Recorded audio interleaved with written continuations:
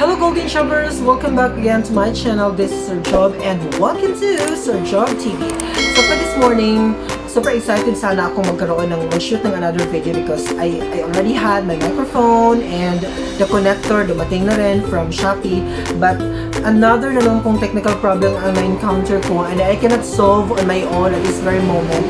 So pasensya na po, hindi ko pa rin po magagamit ang aking microphone. Maririnig nyo pa rin po yung mga pagdaan ng malalaking sasakyan. So maybe sa next mga videos ko, finally magawa ko na talaga o magamit ko na talaga ang aking microphone para mas malinis na po ang maririnig niyo sa aking mga discussion dito sa aking mismo YouTube channel.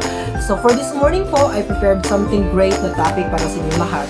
But before anything else, before natin siya i-discuss, I would like to recognize the people po na patuloy sumusuporta sa aking YouTube channel. Maraming salamat po sa inyong lahat. Ma'am Nancy Mahilom of ANHS, Ira Giyang, Ma'am Genevieve Amador, Ma'am Ruth Mayo, Auntie Eva Pidad, Lance Laurenciana, Jenny Payen, Katrina Placeros, Ma'am Lutis Sino, Sir Renante Maor, Joanna Ferricabo Tubay, Jerome's Vlog, please subscribe po Jerome's Vlog, Rhea Hinautan, Mario Lucino, Charmin and Grace Vergosa, and Mamatinin Vergosa. Thank you so much po for always supporting with my YouTube channel, and thank you po for sharing all my videos sa lahat po na makakilala ninyo na nangailangan din po ng aking mga videos mismo po sa aking YouTube channel. Maraming salamat po sa inyong lahat for always watching. So for this morning po, nag-prepare po ang Sir Job ng another exciting topic, which is I think magagamit po ninyo specifically doon sa mga newly graduate and sa lahat po ng mga jobless po sa gitna po ng pandemic na ito. I hope that this video will help you to get job opportunities from different places kung saan po kayo ngayon nakatira.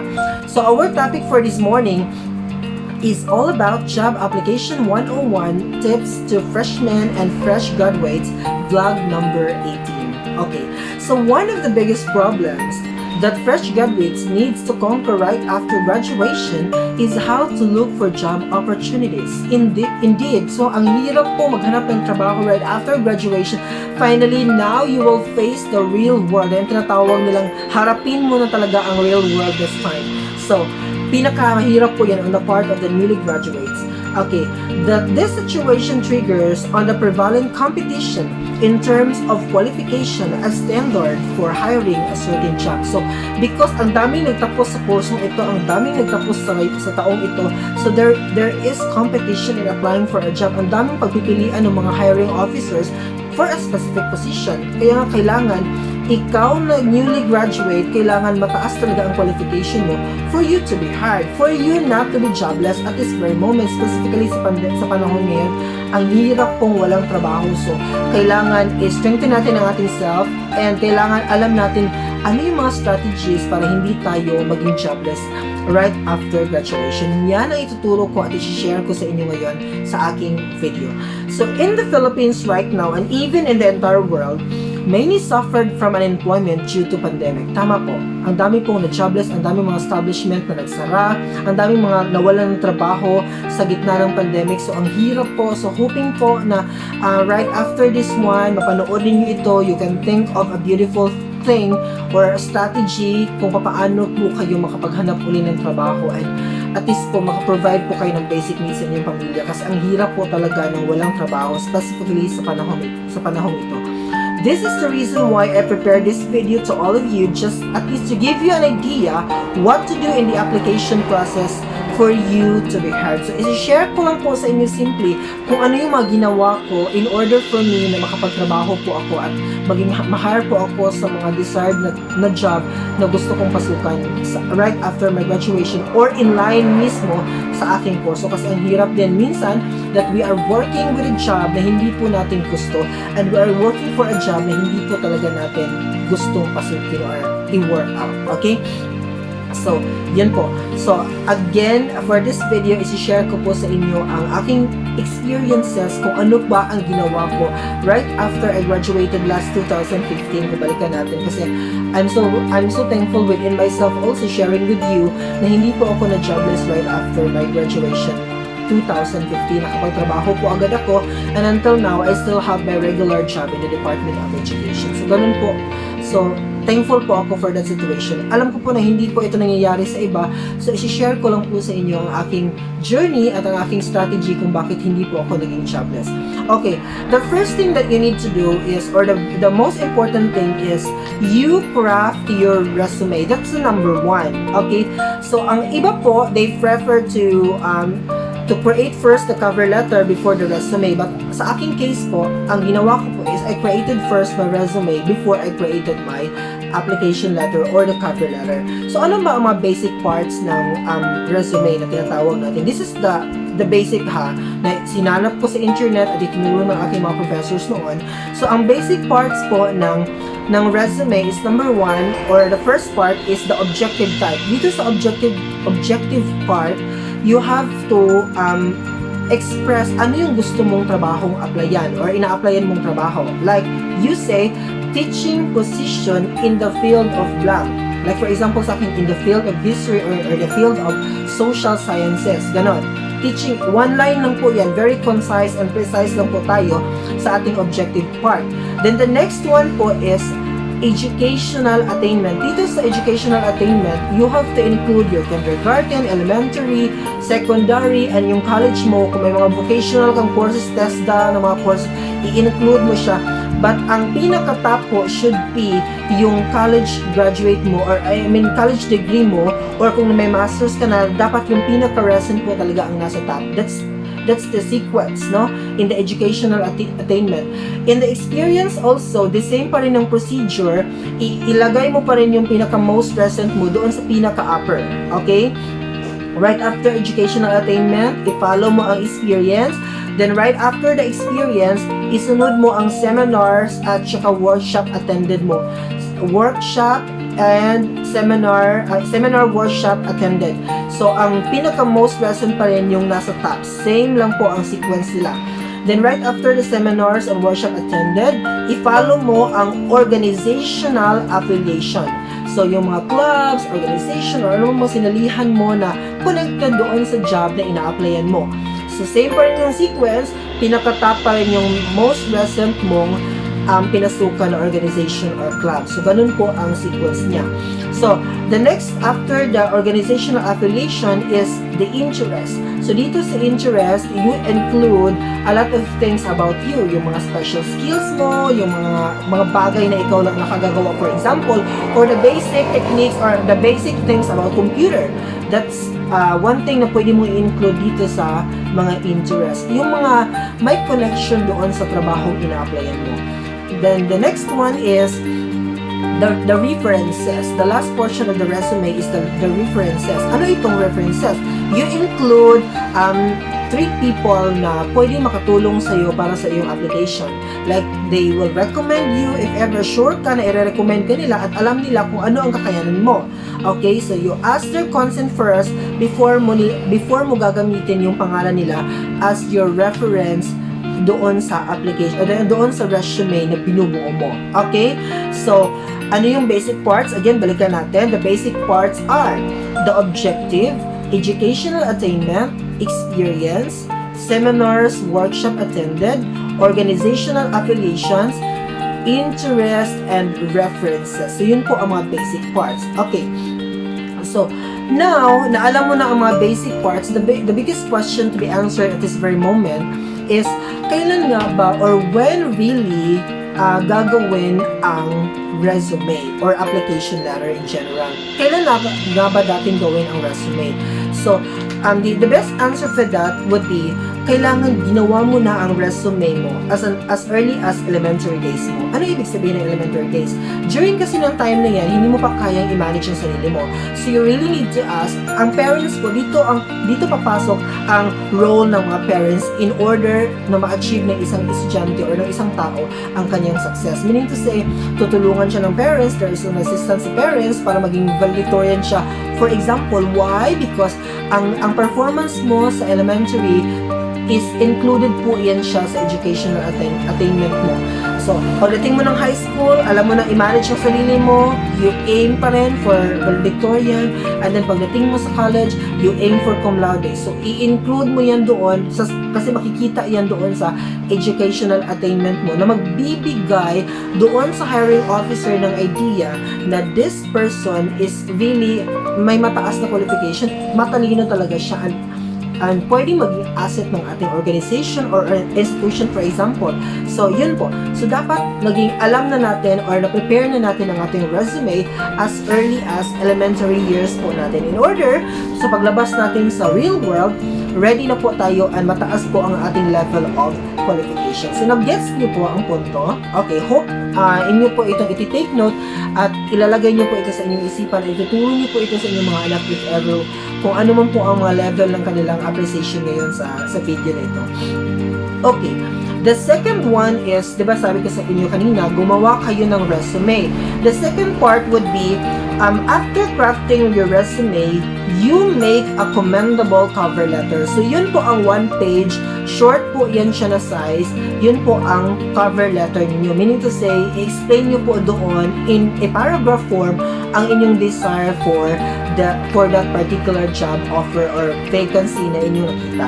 So, make sure po that you included the necessary elements in your one-page cover letter. Huwag po natin ilampas habang sobrang matalino po kayo. One page lang po ang cover letter. I-include, it's a summary for all the things that you have written in your resume. So don't forget to search the complete name of the HR. So if possible, you recognize also the name of the person who will be receiving and entertaining the application for cases like the process will not go directly to the HR. So meaning to say, nandun sa internet kasi ito makikita. So may mga page po ang school or ang mga establishments. Tingnan nyo po kung sino po yung mga hiring officers nila na tatanggap po ng yung application letter. You should include the name para mas ma-appreciate po nila na talagang nagkaroon ng research ang isang applicant before he or she submitted the application. So pag meron pong receiving officer doon sa application letter mo, so i-throw mo po siya through or write the name of the person. Okay? So ganun po ang procedure. Usually, you can find these names sa mismong school page or sinabi ko po kanina. So kung wala, so if ever wala, you ask directly from the school or the establishments if to whom you will be sending your application letter. Kung nandun ka lang sa place, kung malapit ka lang sa lugar na gusto mong applyan, pumunta ka mismo sa establishment, tanungin mo kung sino yung hiring officer para ma-include mo doon sa iyong application letter. Okay? So, ganun po ang strategy. So, paragraph 1, ano ang nilalaman ng paragraph number 1? In your cover letter, I'm talking. So, sa paragraph 1, I am writing to express an interest in applying for state. Mura siya continuation and connection with the objectives sa inyong resume. So, again, I am writing to express an interest in applying for, state your desired job. Okay? Then next, support a portion of your basic profile, your school, and your training. Ito yung pinaka-basic introduction mo, the paragraph 1 sa iyong cover letter. Okay? But the first line should indicate your desired job na gusto mong applyan. Okay, paragraph number 2. You state your goal. Okay, dito sa paragraph number 2, you state your goal. If ever you will be hired, what are your possible contribution? Okay, this is your personal goal towards the institution or to the company. Personal goal mo ito ha. Ano yung makontribute mo mismo sa institution or sa company. So you have to boast that one by means of pointing everything about yourself. So, third paragraph. In the third paragraph, you make flashback for a while. Balikan natin yung college days mo or yung high school days mo kung saan ka nag-shine, kung saan ka nag-bloom. Okay, during my years as a college student, for example, I have gained, okay, state your relevant achievements to the job that you are applying. So, medyo malaking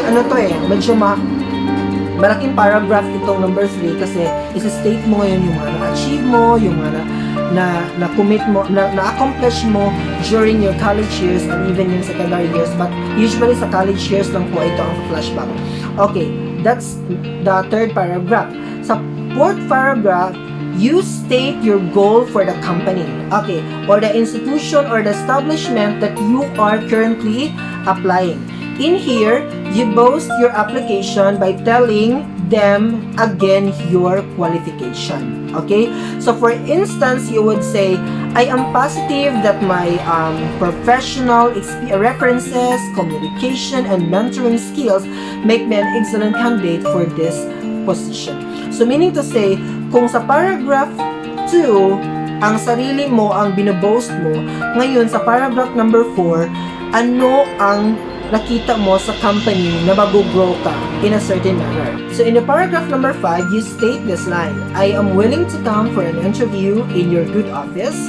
Don't forget to include your cell phone number and inform them that you enclosed your resume and curriculum vitae or whatever it is that you included in submitting your document. So basically, yun po ang mga essential parts ng paragraph number 5. Okay.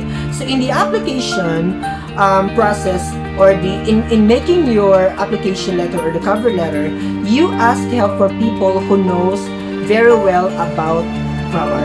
You let them edit your work. Okay, because yes, hindi tayo nag-apply ng English as an English teacher or whatever related to that particular thing, but kailangan pa rin po nating ipabasa ito or ipa-edit ito sa isang English major or isang English teacher or whatever, kasi the grammar should define something about us. Okay, kung hindi maganda ang grammar ng iyong application letter, might be yan ang maging reason na hindi ka matanggap, because sabihin ng isang hiring officer, ay wala na siya command sa good grammar. So, magiging liability ito sa ating company, for example. So, kailangan dumaan po siya sa editing process. So, kung alam mo kung paano gamitin ang mga editing ng mga application sa internet, mas mabuti, okay? Kasi hindi ka na magbabayad, because usually yung mga English, yung mga editor, nagpapabayad po sila in editing an application letter. So, be ready for that. So, right after that, the third thing that you need to do, after na-create mo ng resume, na-create mo ng application letter, or the cover letter, the third thing that you need to do is to reproduce multiple copies and distribute it to all your prospect establishments and institutions. That's the third thing. You reproduce a lot of copies. And then right after, ibigay mo or i-submit mo ito sa lahat ng school or sa lahat ng institution, sa lahat ng establishment na gusto mong pasukan. Okay? Don't think na, baka wala akong chance sa establishments na ito. But the most important thing is you submitted. Ganun po talaga ang strategy. So that's the number 3 strategy. You reproduce multiple copies and i-distribute mo po siya lahat. Huwag mong isipin kung matanggap ka or not, basta you distribute your application letter. Okay. Number 4 is you place it in a clean sliding folder. Ako, I prefer white color sa aking application, and make sure to submit it in a presentable manner. So, yun po siya. So, right after na-submit mo na siya, na-place mo na siya in a presentable manner, na-submit mo na siya sa HR, for example, so you just have to wait na lang kung tatawagan ka or kung sino yung magkukontact sa'yo for a demonstration, for example, in a teaching field, but at least you already submitted your application letter. So I hope that you learned something from this video, and I hope that you will apply all the strategies that I shared to you based on what I experienced. Thank you so much for watching. Bye-bye!